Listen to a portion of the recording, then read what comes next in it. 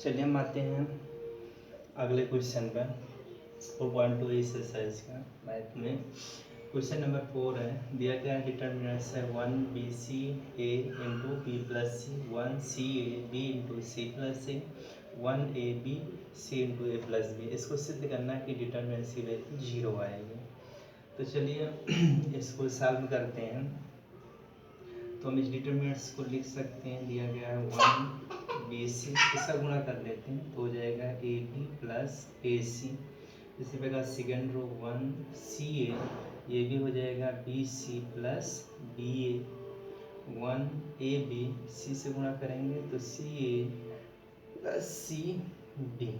ठीक, चलिए ये हमारे पास फर्स्ट रो है, ये सेकेंड रो है और ये क्या है थर्ड रो।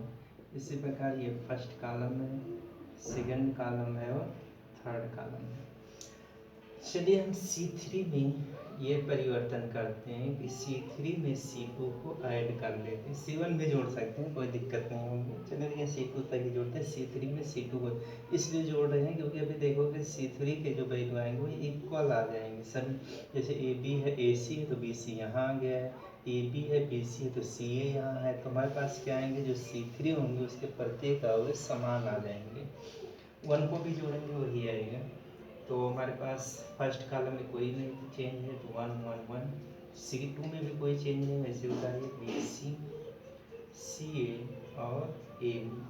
थर्ड में हम क्या कर रहे हैं, C2 को जोड़ रहे हैं तो ए बी प्लस ए सी जोड़ा गया C2 तो हो जाएगा प्लस बी सी। इसी प्रकार ये हमारे पास है बी सी प्लस बी ए, ऐड करेंगे सी ए, C2 को जोड़ रहे हैं C3 में।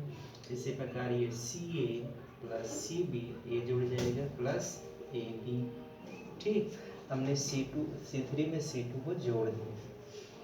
अब चलिए हम इसको इधर लिख रहे हैं। हमारे पास क्या है संख्या 1 1 1 B C C A B. ठीक, फिर इसके बाद हम इसको क्रम से लिख रहे हैं A B plus B C plus C A, वही लिखा है ए बी सी ए लिखा है तो हम ए सी को सी ए लिखा जा सकता है, बी सी को लिख दिए। यहाँ पर क्या है, हम पहले ए बी लिख रहे हैं, A B plus B C plus C A. ये भी देखोगे तो A B plus B C plus C A, यही लिखा गया है। जैसे यहाँ क्या है A B plus B C C B, हम बी सी लिख सकते हैं, क्रम भिन्न नियम लागू होगा गुणन में। इसी प्रकार सी ए। अगर देखा जाए तो हमारे पास जो सेकंड कॉलम है उसमें प्रत्येक अवयव समान आ रहे हैं, A B plus B C plus C A, तो हम कॉमन ले सकते हैं। तो हम कॉमन चले लेंगे तो A B plus B C plus C A, तो हो जाएगा हमारे पास 1 बी सी 1, ये टोटल बाहर हो गया तो गुणा 1 ही बचेगा, 1 सी ए 1 बचेगा, 1 ए बी 1 बचेगा, ये भी प्लस बी सी प्लस सी है क्योंकि प्रगुण में बताया गया किसी भी अचर से या किसी भी संख्यात्मक मान से किसी सारणी में गुणा किया जाता तो सारणी किसी एक रो या किसी एक कॉलम से गुणा है, तो मतलब ये हमारे पास सेकंड कॉलम में समझिए गुणा हो जाएगा तो यही वैल्यू प्राप्त होगी। अब फिर इसमें देखा जाए तो हमारे पास C1 और C3 क्या है, परस्पर बराबर अवयव दे रहा है, तो C1 बराबर क्या है C3 के। तो फिर वही आ रहे हमारे पास आ गया प्रॉपर्टी से, अगर किसी भी सारणी के दो रो या दो कॉलम बराबर आते हैं तो सारणी का मान 0 होता है। तो बराबर होने के कारण जो डिटर्मिनेंट्स है उसकी वैल्यू क्या आ जाएगी 0। तो 0 में किसी संख्या से गुणा करेंगे 0, ये सिद्ध करना था। ठीक, इसी प्रकार और क्वेश्चन बता रहे हैं।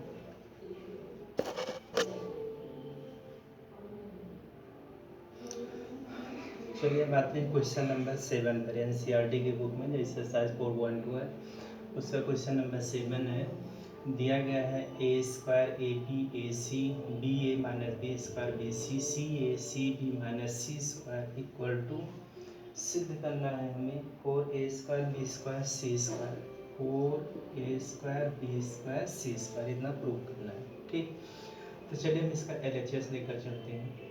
तो LHS हमारे पास है A square A B A C B A minus B square B C C A C B minus C square. ठीक, अगर हम इसमें देखें, चाहे रो में देखें या कॉलम, अगर हम देखें कॉलम में ही, तो फर्स्ट कॉलम में अगर देखा जाए तो ए सभी पदों में गुणा है। इसी प्रकार सेकंड कॉलम में देखें तो प्रत्येक पदों में बी स्क्वायर, अब बी हमें कॉमन मिल रहा है या गुणज के रूप में लिखा गया है। इसी प्रकार थर्ड कॉलम में देखा जाए तो सी के हमें गुणज के रूप में दिए गए हैं। ठीक, तो हम फर्स्ट कॉलम में से ए बाहर कर देते हैं, सेकेंड कॉलम में से हम बी बाहर कर देते हैं और थर्ड कॉलम में से सी को बाहर कर दिया जाता है, क्योंकि गुणज प्रत्येक जो रो है जो कॉलम है उसके प्रत्येक अवयव से गुणा किया गया है। तो यहाँ से ए बाहर चला गया तो ए स्क्वायर था, बचेगा ए बाहर चला गया तो बचेगा बी, ए बाहर चला गया है सी, यहाँ हमने बी बाहर किए हैं तो यहाँ बचेगा कितना ए, बी बाहर बच गया है तो बी स्क्वायर था तो बी बाहर चला गया माइनस बी बचेगा, सी बचेगा। यहाँ से हमने सी को बाहर किए हैं तो यहाँ बचेगा ए बी और माइनस सी, क्योंकि स्क्वायर था तो एक सी बच रहा है। अब इसी प्रकार देखा जाए तो फर्स्ट रो में ए मिल रहा है हमारे पास, सेकेंड रो में बी मिल रहा है और थर्ड रो में सी मिल रहा है, इसको भी बाहर करिए।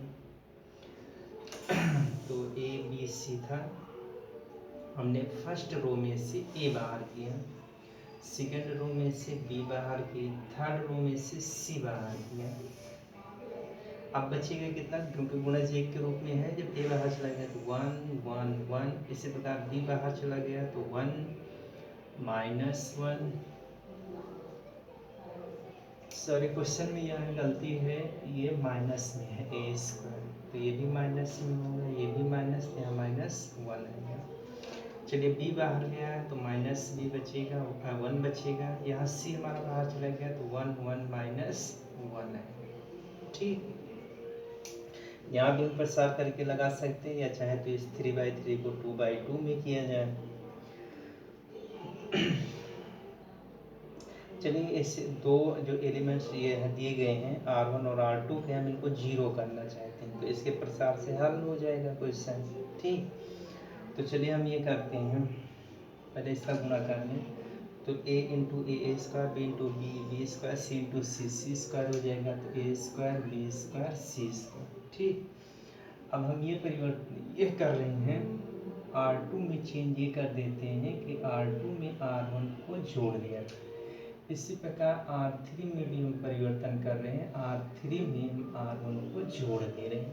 ठीक, R2 में चेंज कर रहे हैं, R3 में चेंज कर रहे हैं, R1 को दोनों में जोड़ा जा रहा है। तो देखिए R1 वैसे ही -1 1 1, R2 में R1 को जोड़ा जाए तो -1 में +1 जुड़ जाएगा तो -1 +1, ये इसके साथ जुड़ेगा तो -1 +1, ये इसके साथ जुड़ेगा तो 1 + 1। चलिए R3 में भी R1 को जोड़ा जाए तो हो जाएगा 1 -1, इसको जोड़ेंगे तो 1 + 1, इसको इसके साथ जोड़ेंगे तो -1 + 1। R3 में और R2 में हमने R1 को जोड़ दिया है, तो ये हो जाएगा ए square B square C square -1 1 1, -1 + 1 0, -1 + 1 0 2 0 2 0। ठीक, चलिए अगर हम कॉलम का प्रसार करें फर्स्ट कॉलम पर तो A square B square C square. ठीक, तो ये आएगा -1, अब इस रो और इस कॉलम को हटा दिया जाए तो कितना बचेगा 0 2 2 0। ठीक, इसका प्रसार करेंगे तो हम बताएं प्लस माइनस क्रम चलता रहता है, तो ये माइनस में 0, फिर यहाँ से हम इसके रो को और इसको कॉलम को हटाएंगे तो कितना आएगा 1 1 2 0। चलिए इस पर आया जाए तो प्लस में 0, अब इसके रो और इस कॉलम को हटाएंगे तो 1 1 2 0, ये संख्यात्मक मान आएंगे। तो ये हो गया ए square B square C square -1, इसका तिरछा गुणा करेंगे तो 0 इंटू 0 -2 इंटू 2 कितना हो जाएगा 4, -0 से किसी संख्या में गुणा करेंगे 0 ही आएगा, ये भी 0, कुछ भी डिटर्मिनेंट सॉल्व करेंगे आएगा तो वही, लेकिन वैसे में यहाँ डायरेक्ट नहीं लगा सकते थे, इसको 3/3 को फर्स्ट रो फर्स्ट कॉलम को हटाकर जो रहता है उसी को सॉल्व किया जाता है, बाकी इसको करने की आवश्यकता नहीं, क्योंकि 0 से ही गुणा होगा।